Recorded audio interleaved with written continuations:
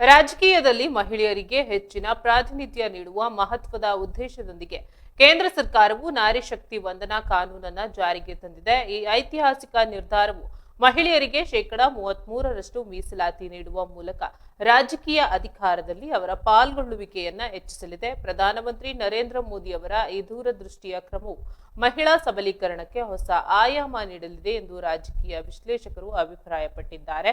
ಈ ಕಾನೂನಿನ ಕುರಿತು ಪ್ರತಿಕ್ರಿಯಿಸಿದ ಶಾಸಕಿ ಶಶಿಕಲಾ ಕೇಂದ್ರ ಸರ್ಕಾರದ ಈ ನಿರ್ಧಾರವನ್ನ ಶ್ಲಾಘಿಸಿದ್ದಾರೆ. ಮಹಿಳೆಯರಿಗೆ ಸಮಾನ ಅವಕಾಶಗಳನ್ನ ಕಲ್ಪಿಸುವ ನಿಟ್ಟಿನಲ್ಲಿ ಸರ್ಕಾರ ಕೈಗೊಂಡಿರುವ ಈ ಕ್ರಮವು ಅತ್ಯಂತ ಮಹತ್ವದಾಗಿದೆ ಎಂದು ಅವರು ಹೇಳಿದ್ದಾರೆ.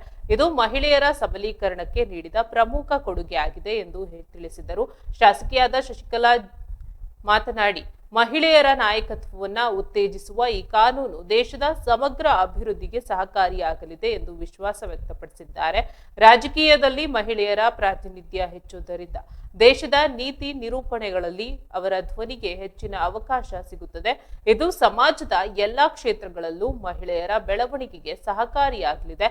ನಾರಿ ಶಕ್ತಿ ವಂದನಾ ಕಾನೂನಿನ ಅನುಷ್ಠಾನವು ಮಹಿಳೆಯರ ಸಾಮಾಜಿಕ, ಆರ್ಥಿಕ ಮತ್ತು ರಾಜಕೀಯ ಸ್ಥಾನಮಾನವನ್ನ ಬಲಪಡಿಸುವಲ್ಲಿ ಪ್ರಮುಖ ಪಾತ್ರವನ್ನ ವಹಿಸಲಿದೆ. ಈ ಕಾನೂನು ಮಹಿಳೆಯರಿಗೆ ಮೀಸಲಾತಿ ನೀಡುವ ಮೂಲಕ ರಾಜಕೀಯ ಪ್ರಕ್ರಿಯೆಗಳಲ್ಲಿ ಸಕ್ರಿಯವಾಗಿ ಭಾಗವಹಿಸಲು ಪ್ರೇರೇಪಣೆ ನೀಡುತ್ತದೆ. ಇದು ದೇಶದ ಪ್ರಜಾಪ್ರಭುತ್ವ ವ್ಯವಸ್ಥೆಯನ್ನ ಇನ್ನಷ್ಟು ಬಲಪಡಿಸಲು ಸಹಕಾರಿಯಾಗುತ್ತದೆ ಎಂದು ಶಾಸಕಿ ತಿಳಿಸಿದ್ದಾರೆ. ರಾಜಕೀಯಕ್ಕೆ ತಂದಾಗ ನೀರು, ಆರೋಗ್ಯ, ಶಿಕ್ಷಣ ಮತ್ತು ಇದೆಲ್ಲಾನು ಕೂಡ ಅವರು ಗಮನದಲ್ಲಿಟ್ಕೊಂಡು ಅಭಿವೃದ್ಧಿ ಮಾಡಬಹುದು. ಅನೇಕ ನೀತಿಗಳಲ್ಲಿ ಬದಲಾವಣೆಗಳನ್ನ ತರಬಹುದು. ಅದರ ಹೊಣೆಗಾರಿಕೆಗಳನ್ನ ನಾವು ಹೆಣ್ಮಕ್ಳು ಕೂಡ ತಗೊಂಡಾಗ ಅದನ್ನ ಒಂದು ಸರಿಯಾದ ರೀತಿಯಲ್ಲಿ ಭಾರತದ ಒಂದು ಅಭಿವೃದ್ಧಿಗೆ ಅದು ಕಾರಣೀಕಂತ ಆಗ್ಬಹುದು. ಹಾಗಾಗಿ ಇವತ್ತು ಮೋದಿಜಿ ಅವ್ರು ಬಂದ್ಮೇಲೆ ಮಹಿಳೆಯರಿಗೆ ಕೊಟ್ಟಂತ ಪ್ರಾಧಾನ್ಯತೆಗಳನ್ನ ನೋಡಿದಾಗ ಏನು ಬ್ಯಾಂಕ್ಗಳ ಖಾತೆ, ನಾವು ಮುಂಚೆ ಮಹಿಳೆಯರಿಗೆ ಬ್ಯಾಂಕ್ಗಳಲ್ಲಿ ಖಾತೆ ಇರ್ತಾ ಇರ್ಲಿಲ್ಲ. ಆದ್ರೆ ಇವತ್ತು 32 ಕೋಟಿ ಮಹಿಳೆಯರು ಬ್ಯಾಂಕ್ ನಲ್ಲಿ ಖಾತೆ. ಮಹಿಳೆಯರನ್ನ ರಾಜಕೀಯಕ್ಕೆ ತಂದಾಗ ನೀರು, ಆರೋಗ್ಯ, ಶಿಕ್ಷಣ ಮತ್ತು ಇದೆಲ್ಲಾನು ಕೂಡ ಅವರು ಗಮನದಲ್ಲಿಟ್ಕೊಂಡು ಅಭಿವೃದ್ಧಿ ಮಾಡಬಹುದು. ಅನೇಕ ನೀತಿಗಳಲ್ಲಿ ಬದಲಾವಣೆಗಳನ್ನ ತರಬಹುದು.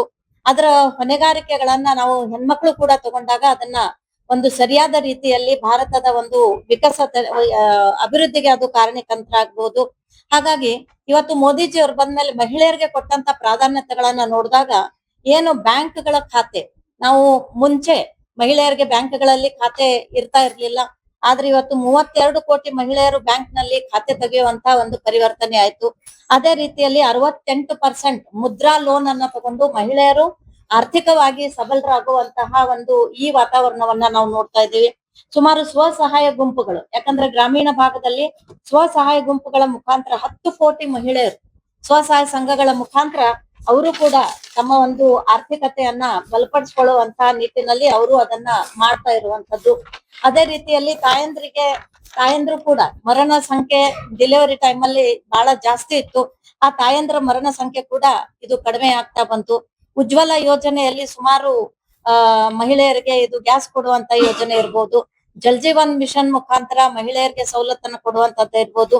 ಇದೆಲ್ಲಾನು ಕೂಡ ಜೊತೆ ಆಗೋದ್ರಿಂದ ಬೇಟಿ ಬಚಾವ್ ಬೇಟಿ ಪಡಾವ್ ಮತ್ತು ಸುಕನ್ಯಾ ಸಮೃದ್ಧಿ ಯೋಜನೆ, ಯಾಕಂದ್ರೆ ಇದು ಗ್ರೌಂಡ್ ಲೆವೆಲ್ ಅಲ್ಲಿ ತಯಾರು ಮಾಡ್ತಾ ಮಹಿಳೆಯರಿಗೆ ರಾಜಕೀಯದಲ್ಲಿ ಒಂದು ಇಂಟ್ರೆಸ್ಟ್ ಬರ್ಬೇಕು, ಅವರು ಕೂಡ ರಾಜಕೀಯಕ್ಕೆ ಬರ್ಬೇಕು. ಇಲ್ಲಿ ಅವರು 33% ಬಂದ್ರೆ ಒಂದು ನಿರ್ಣಾಯಕ ಹಂತದಲ್ಲಿ ಮಹಿಳೆಯರು ಕೂಡ ಒಂದು ಕಾಯ್ದೆ ಕಾನೂನನ್ನ ಸರಿಪಡಿಸುವಂತ ರೀತಿಯಲ್ಲಿ ಅವ್ರಿಗೂ ಒಂದು ಅವಕಾಶ ಕೊಡ್ಬೇಕು ಅನ್ನುವಂತ ರೀತಿಯಲ್ಲಿ ಈ ಒಂದು ಕಾರ್ಯವನ್ನ, ಈ ಒಂದು ದಾಖಲೆಯನ್ನ ನಮ್ಮ ಪ್ರಧಾನ ಮಂತ್ರಿಗಳು ಬಹಳಷ್ಟು ಒಳ್ಳೆ ರೀತಿಯಿಂದ ಮಾಡ್ತಾ ಇದ್ದಾರೆ ಅಂತಕ್ಕಂತ ಮಾತನ್ನ ನಾನು ಇವತ್ತು ಹೇಳೋದಕ್ಕೆ ಬಯಸ್ತಾ ಇದ್ದೇನೆ. ನಾವು ನೋಡಿದಾಗ ಈ ಮಹಿಳೆಯರನ್ನ ರಾಜಕೀಯಕ್ಕೆ